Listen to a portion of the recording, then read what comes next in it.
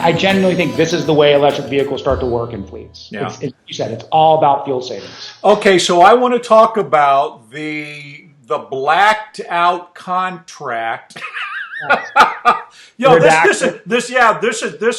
has not been an easy sell for you, and you're still facing. I gather from the headlines I read out of the Indianapolis Star and others that this is an uphill battle for you. So, kind of give us some background. What the heck is wrong with Indianapolis? No, nothing's wrong with Indianapolis. Nothing's wrong. Right. I mean, to be clear, Bill, you can appreciate that my history, whether hypercar was the extreme, then there's Bright.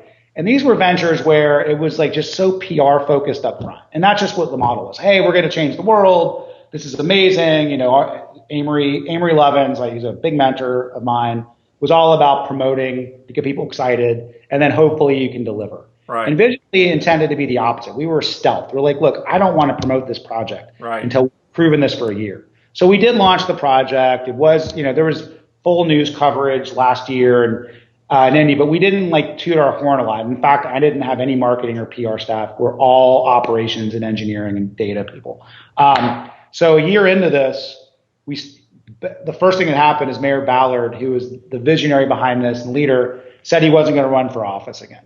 As soon as he said he wasn't going to run for office, suddenly you started to get the opposition in city council. Oh yeah. And it's not just Vision Fleet. It's Blue Car is another good example. Blue Indy is another one, and Justice Center and the Rock and the cricket field and everything. And so we got thrown into this, and the first thing they got upset about was this contract. And when we did the contract, we spent years developing this framework for this, this solar city model. And so the city was like, look, you can hide the stuff that you think is intellectual property. Every number, every cost has to be in there, but you can effectively redact this. And they proved it. Right. We did it. As soon as city council saw it, they actually saw the unredacted contract because they're city government. Right. They looked at the public version, made a big deal. When I saw this first headline, I'm like, okay, that's a bummer because I spent a lot of time on this. We spent a lot of money developing this. I absolutely don't want this to be an issue. So immediately that day, I was like, here's the contract, gave it to the press, and said, let's take this issue off the table. Right. What's interesting since then, by the way, the numbers, the structure, everything's fully transparent, and yet there's been zero reporting engagement on the actual contract. So once including the numbers in there are numbers that are thrown about all the time, $32 million. Go look at the contract. There's not one incident where if you add up every number to the extreme, the most it ends up being is about $25 million over 10 years. And so just that's the first education, which was okay, that was a dumb thing to do for a public contract. Don't redact. If you really want to protect your IP, don't work with a public entity. Yeah. The second one is once things are in the press, it's hard to get a fact-based conversation. Yeah. Anyway, so then the second thing happened was it went immediately from this contract redaction issue to how it was procured. And that's something, obviously Vision Fleet had no control over. We just sort of went along with the city. And we're sort of now, fast forward, if people are interested, they can go Google this. It's in the news a lot, where we're stuck in between basically the mayor's office, which gave us the contract, which says, this is a legal contract. You have to enforce it or you're going to breach. So we're, working on this contract and working through this. And city council, which is this is illegal, this is a voidable contract. And we're sort of this vendor stuck in the middle, it's one thing that's good is I had no relationship with Mayor Ballard, no relationship with staff. He found out about us based on work that we were doing through Energy Systems Network, which is, I don't know if you met with Paul Mitchell and the work they were doing there. He sort of told us about it, but we didn't have any political connection. So there's always this underlying issues or cronyism or how'd you get the contract? No, they got the contract because Mayor Ballard wanted to get this done, and he was very excited to see a company that wanted to work with him. Yeah. So it's really now a process issue. And to be frank, we spent a lot of time trying to get those two sides to talk, but it was politics. It was, and it's also sort of bizarro because Mayor Ballard's a Republican, the city councils are Democratic. So you would think that you would have thought it was the other way around. Is opposing electric vehicles in the fleet. They're opposing electric vehicle car share. It's a little nuts. And the Republican mayor is all about electric vehicles. Some ways that's sort of an interesting and good thing, I think, in the long term. Right. But long story short, we tried to get them together. They didn't. So now it's in court. And frankly, it's at the hands of court now. So we'll see what happens. Yeah. So let's say in this case, the city council wins. What happens then? That's, we'll, we'll have to play that as it happens. But I think if the contract's voided legally, they can shut down the program.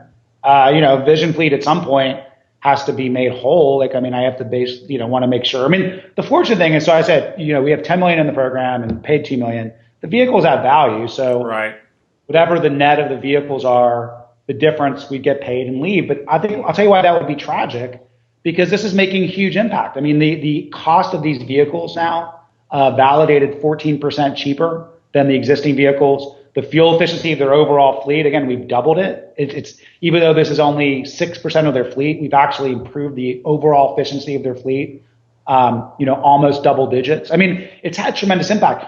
The average age of vehicles in their fleet, almost 10 years. These vehicles, we've lowered the average age a few years. I mean, it's even if you don't believe in electric vehicles, it's made material impact on their operational performance. Right. And what I actually am afraid is going to happen if they do void the contract. Not only will they lose this program, they won't set it up again. They won't set up another electric vehicle program. A lot of the oppositional forces, aside from politics, that we're finding are the usual entities that like the old system. And again, I think everybody has to help make this transition to make it work. But I mean, you can see quotes in the press from people saying, when I saw Mayor Ballard wanting to do this, I said, why are we getting electric vehicles? We need more gasoline vehicles. We need more four-wheel drives. Oh, these electric vehicles don't require as much maintenance. Well, that's costing jobs. And these are issues. These are issues, right? I mean, yeah. But fortunately, what I'm afraid about, actually, again, Vision Fleet has a lot of great work that we're doing with other cities, other fleets. The company actually is in great shape. What I'm worried about for Indy is they go back to what they were doing before. And if you look at their electric vehicle programs before, they'd done a total of 5 electric vehicles and a total of 27 EVSEs. The 5 electric vehicles were in their fleet for less than a year, and they're now sitting in fleet services abandoned. These were things. Yeah, that was it. Yeah. They had 27 EVSEs they got in a stimulus grant. We have pictures that there were a lot of Jeeps and Ford Explorers that were electrified because that's all that was parking there. Right. We utilize those stations in the first month more than their entire 4-year history. So I'm more worried about return to the status quo, because you and I have been in this this thing for a long time. I mean, it's 2 decades. We're starting to finally see momentum. I really want to make impact. I don't want things to go back to the way. So that's what I'm really worried about. Okay. You've been at this as long as I have, obviously. What keeps you going? Same. What keeps you going? Because I'm crazy. Other than that. You know what they say about, insanity, the definition of insanity? Keep doing the same thing over and over again, expecting a different result. I think in history, though, I think they're, people like yourself and I think you see something in the potential of the technology that's, it's where history is headed, and you want to be part of that. I always think about, Amory too, Amory Lovins. I mean, he's notorious for this. I mean, he will predict the future. He always says it's 5 years away. He's wrong from a timing perspective, but directionally he's always right. I mean, in '89, when I started working with him, my first job out of college was working with him on the hypercar. He said, this was like gas was $1. The SUV was reigning supreme. Yeah. And he said, here's what the future is going to be. It's going to be this new technology where it's called hybrid electric. You have gasoline and electricity together. Right. It's going to be super lightweight and aerodynamic. And the vehicle is going to be, it's not going to be a car with chip. It's going to be a computer on wheels. And he's like, this is where the future's headed. And it was intoxicating. Fast forward today, you got the BMW i3, all carbon fiber, lightweight. You got Elon Musk saying it's a computer on wheels on a car with chips. Right.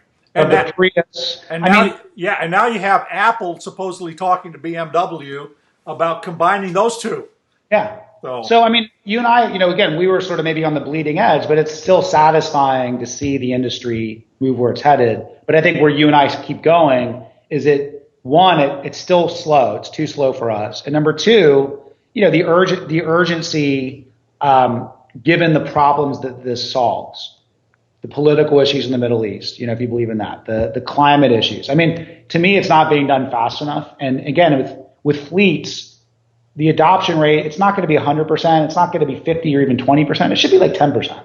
There should be at least a 20 to 30 fold increase in adoption here. So that's what really motivates me. So, so I come to the question, for example, you've had the Obama administration supposedly issuing presidential, findings or whatever they call them, directing the GSA, for example, the federal fleets to begin to incorporate more of these types of vehicles. Is that happening? And is that an area in which vision fleets can play some part?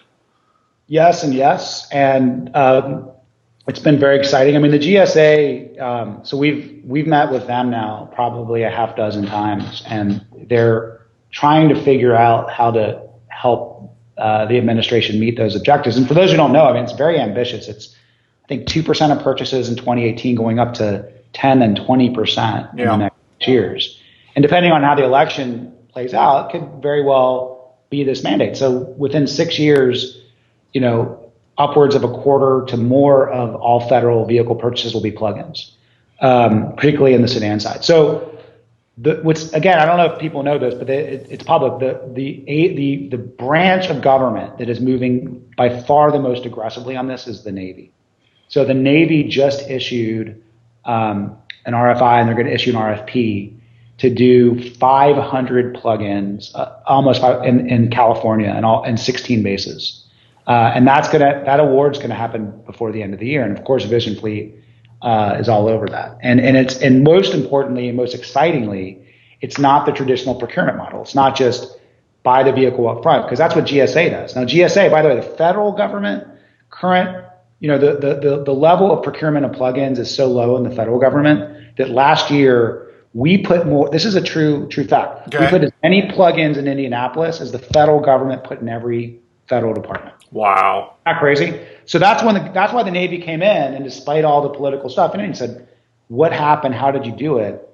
And when they learned about this model, and again, you know this so well. I mean, it's a model that effectively allows you to capture the benefits of the lifetime savings. That's all it is. Yeah. And so when they learned about this, they said, well, how do we procure in the same way?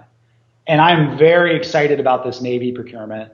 And what's really excited to me about the Navy as well is if you think about the specific factors that make a plug-in deployment successful, and we were talking about this before the interview about like with electric bikes, and getting them plugged in regularly is the number one issue you need to worry about. Yeah. Unlike gasoline, it's not like how much are these things going to be in the shop. They're probably not going to be in the shop very much. It's like, can you get users to plug them in? So for a plug-in hybrid, you're not going to the gas pump. You're using electric miles. For a battery vehicle, if it's a pulled vehicle, someone can come in and they know they have a charged pack. The military. So Indianapolis, by the way, our system that we put in, we have a great system that we call VFIQ that monitors and measures all of the plug-in activities of cars, feeds back information to the managers and drivers, gives the best plugger-inners Starbucks cards. I mean, it's a really interesting system to incentivize this. We get a 3 times greater plug-in rate in Indianapolis than fleets do on average. Wow. So our Volts, by the way, they average now almost 14,000 miles a year. It's a lot of utilization, 7,000 electric miles. The average plug-in or electric vehicle in a city fleet goes less than 4,000 miles. So we're actually double the amount of electric miles okay. of other vehicles, and tripling the utilization. And why utilization is important, again, because every mile you put in a Volt, you're not putting into a 15 mile per gallon Crown Vic. So why I'm excited about the Navy is, why is Indianapolis successful? Well, number one, it's successful because of the system, but more importantly, a lot of these vehicles are in public safety. Those are having other issues we can talk about too. But the police officers are extremely disciplined. They're great pluggers inners. They are engaged. They're motivated. And I think the sailors, the people in the Navy that are on the bases are going to be so good in terms of how they use these EVs. I have a lot of hope that these things are going to perform just through the roof. And the better these perform, the Navy is calling this 500 vehicle thing a pilot. Yeah. The federal fleet has 700,000 vehicles. Yeah. So I mean, it's like, so we're just on the cusp, I think, of a potential. Is this something? Is this just are you guys competing for that bid? Sure. Or okay? So what's interesting is, and this goes back to Indy, so like they just announced it. So one thing Vision Fleet did, we learned about this, is we integrate the infrastructure with the vehicles in one package. Why? Because a lot of reasons, but if you have an infrastructure contract and a vehicle contract, sometimes those can be at odds. The infrastructure company, they want to put in more EVSEs. They want to put as expensive EVSEs in as possible. The vehicles want to, put the most vehicles in place. Our model, because you're doing it on a cost per mile basis, you actually want to put in the fewest number of vehicles and the fewest number of charge stations to deliver the services needed. So with Indy and some other cities we're working with, we're about to announce our second city actually next week. Oh, good, great. Their special procurements, the Navy wanted to bid. So one thing they couldn't do though, they could not bid infrastructure and vehicles in the same package because they said Vision Fleet's the only company that's doing that right now. Yeah. And frankly, I want more competitors. I want a half dozen Vision Fleets because again, I'm mission driven. Yeah. So Navy is going to bid this out on the vehicles, but there's enough unique things in that bid that it's going to enable a solar city style model to compete. Okay. And I think it's something to watch out for, and it's very exciting. Okay, very cool. Now, I noticed you've got quite a team you've put together. Here I am. I'm wanting to start my own startup, Quick Bike, and of course, at the moment, I'm a one-man band. So what did you do? How did you bring your team together? Yeah, it's recruiting is real. It's really challenging. And a startup has so many different challenges. First of all, you have to make sure people, they like roller coasters and things that it is quite up, especially that you look it up in Indy, and it's just you go to bed at night never knowing what's happening the next day, and you either love it or. And even Indy through this whole time, I mean, it has. I'd rather the issues being focused on the operational things, but it is interesting, and I think to hire and find talent, you've got to find people that embrace that. And the team, I mean, it didn't start. I've got 15 people now. It was incremental, but we started really with people that I knew. I mean, a lot of times when you find good people, it's always through people that or somebody that somebody knows, and that really liked the mission. And this too. I mean, I think you'll have a lot of potential in your startup. Electric vehicles, whether it's bikes or cars, I mean, they're cool. It's not. You're working on cool. You're working on great mission. Yeah. And ultimately, as you build and grow your company, it starts to, like a snowball downhill, it starts to accrete. Yeah. And so it's getting easier and easier to hire people. But as you said, it's in a startup, it's one of a million different challenges. Yeah. Funding. There's the chicken and the egg. Uh-huh. We call it the hen house, right? There's dozens of chickens and eggs that you're always about. You know how it is. I mean, you know how it is. Yeah. Very cool. What's given you the greatest sense of satisfaction in this whole thing? Apart from your kids, right? Yeah. Well, the kids, first of all, we have a cartoon on our website which explains our company, and so I have a 2 and a 5-year-old, and they're excited. They love that cartoon, and they understand. They say, "Daddy helps cities," with that. That's always satisfying. Right. But to be frank, again, you wouldn't know this from a Google search, but the Indianapolis results have been very satisfying. I mean, so I look at it from the engineering lens. So my background is an MIT engineer. The operational performance of the vehicles have been really, really strong. I mean, again, is it 14% lower cost, double the fuel efficiency, 3 times the plug-in rate, 7,000 electric miles. And despite the political hiccups, there's a couple other things that have happened too. We had a major issue with home charging. I don't know if you saw that. No, I didn't see that one. Yeah, we found out. So part of working with cities is really challenging. One of the things that we couldn't work with the city at first because of public safety officers, we couldn't have direct engagement with the actual people with the cars. Made sense. So the city, we worked with them to make sure that the home charging protocols were followed. And with a Volt, most of our charging at home, you only really need level 1, but you have to have some basics down. You have to have a dedicated circuit, right? You have to have a 15 or 20 amp circuit as well for that. We found out about a month ago that there were actually issues of effectively overloaded circuits. Overloaded circuits, yeah. It's 5 inches as a chart outlet. Yeah. yeah, it's one of those decisions where, Vision Fleet in our model, since we guarantee the savings, we have to pay for the cost. If they go only gasoline, that's on us. Yeah. Immediately, we shut down all home charging and we're doing home inspections to make sure they're to code. And that's, the other part that's satisfying, Bill, is that all of these issues, whether it's the political issues, procurement, the circuit overloading, what have you, they're just things you learn. And in a startup, yeah, it's great. It makes the second project better. That's it's hard to explain to people. Like, problems are really opportunities. So it's like just learning, and you're creating improvement at the gate, and it's just going to get better and better and better. And that makes EVs better. And particularly when the new products come out with longer ranges and they lower their price. I mean, you're starting to see this. Okay, this is really going to start to be a mainstream vehicle, and all these wild-eyed projections that we were making in the 90s, we're finally seeing a path to seeing those happen. So, final question for you. When do we get a police car that the police will be happy with? Well, so the Volt, again, it's just the use case, and we're working through it. And believe it or not, and the press has one thing on the back channel.